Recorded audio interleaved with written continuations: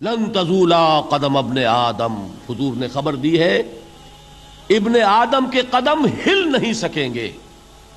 جیسے مجرم کھڑا ہوتا ہے کٹہرے کے اندر، اس کٹہرے میں سے ہل نہیں سکو گے حتی یسأل عن خمس، جب تک کہ 5 چیزوں کا حساب نہ لے لیا جائے.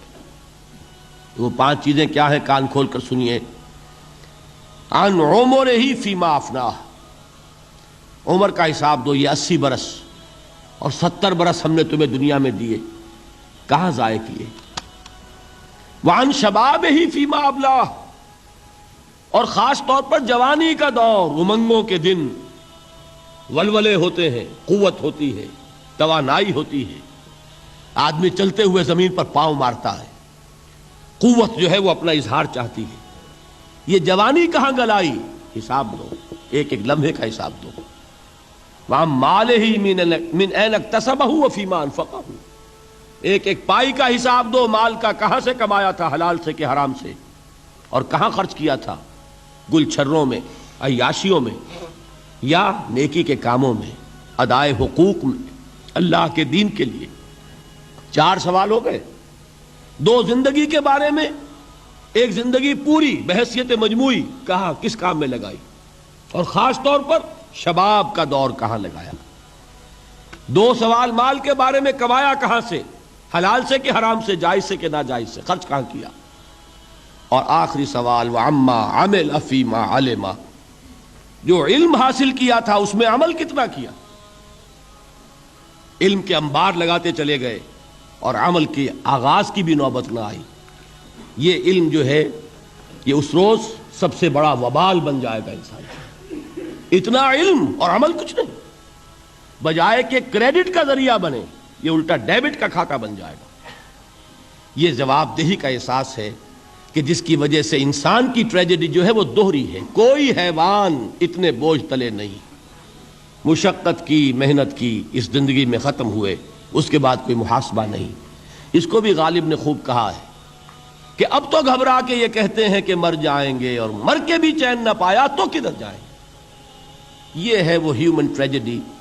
اب میں آپ کو توجہ دلانا چاہتا ہوں. ایک تو گوتم بدھ کا فلسفہ، اس کے فلسفے کا مین تھیم یہ ہے سروم دکھم، آل از پین، آل از سفرنگ. اور اس نے جو بھی اپنی محنت کی یہ تو اللہ ہی بہتر جانتا ہے کہ اسے بعد میں ملا کیا اور کیا نہیں ملا. ایک بات آپ سے عرض کر دوں، گوتم بدھ کے بارے میں ایک بہت جید عالم، میرے نزدیک بر صغیر پاک و ہند کے علماء میں جو اس صدی کے علماء ہیں ان میں ان کا بہت اونچا مقام ہے، مولانا مناظر احسن گیلانی رحمت اللہ علیہ. گیلان قصبہ ہے ایک بہار کا، وہاں کے رہنے والے تھے. ان کی زندگی زیادہ گزری حیدرآباد دکن میں، عثمانیہ یونیورسٹی میں استاد رہے. انہوں نے گوتم بدھ کے بارے میں یہ لکھا ہے کہ میرا یہ گمان ہے کہ وہ بھی اللہ کے نبی تھے، اور اس کی دلیل دی ہے. قرآن مجید میں ایک رسول کا ذکر آتا ہے ذل کفل، اور یہ ذل کفل وہ ہے جس کے بارے میں ہمیں کچھ پتہ. قرآن مجید میں بھی ایک جگہ ذکر آیا ہے. نمبر 2 یہ کہ کسی حدیث میں اس کی کوئی ہمیں وضاحت نہیں ملتی، نہ حضور سے پوچھا گیا نہ حضور نے اس کی وضاحت فرمائی. اب یہ ذل کفل ہے کون؟ تورات میں جو نبیوں کے نام آتے ہیں ان میں سے کسی نبی کا نام ذل کفل کے آس پاس نہیں بنتا کہ یہ سمجھا جائے کہ یہ اس نام کی بگڑی ہوئی یا بدلی ہوئی شکل بن گئی ہے. تو انہوں نے جو کہا ہے وہ بات وزنی معلوم ہوتی ہے اس اعتبار سے کہ کپل وستو، کپل پے جو ہے وہ عربی میں ہے نہیں، وہ فے بنتی ہے. تو ذل کفل کے معنی کفل والا، اور یہ کفل جو ہے کپل والا، جس کو ہم کہتے ہیں کپل وستو کا شہزادہ. تو انہوں نے یہ کہا ہے کہ گوتم بدھ کے بارے میں یہ خیال، یہ میں عرض کر دوں کہ اس کو ہم یقین سے نہیں کہہ سکتے، یہ ان کا گمان ہے، خیال ہے، واللہ عالم کہیں گے ہم، لیکن امکان ضرور موجود ہے. قرآن کہتا ہے وَلِكُلِّ قَوْمٍ ہاد، ہم نے ہر قوم میں ہادی بھیجے. وَإِن مِّن قَرْيَةٍ إِلَّا خَلَا فِيهَا نَذِيرٌ، کوئی بستی ایسی نہیں دنیا میں جس میں کوئی نہ کوئی خبردار کرنے والا نہ آیا ہو. تو یہ ممکن نہیں ہے کہ وہاں نبی نہ آئے ہوں، لیکن ان کی تعلیمات اتنی بدل گئی ہیں کہ ہم ان کو پہچان نہیں سکتے. حضرت مسیح علیہ السلام کی تعلیمات اگر عیسائیوں سے ہم سمجھیں تو کبھی بھی انہیں اللہ کا نبی نہیں مان سکتے.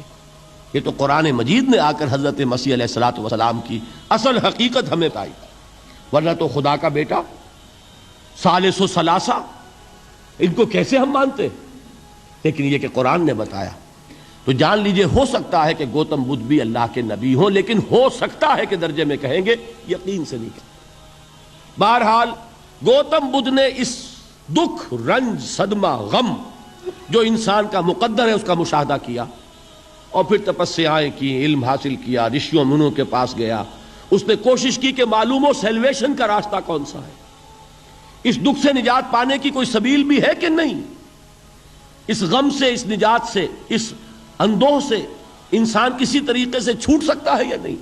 اسی کو سیلویشن کہتے ہیں انگریزی میں، اسی کو ہندی میں نروان کہتے ہیں، اسی کو عربی میں نجات کہتے ہیں۔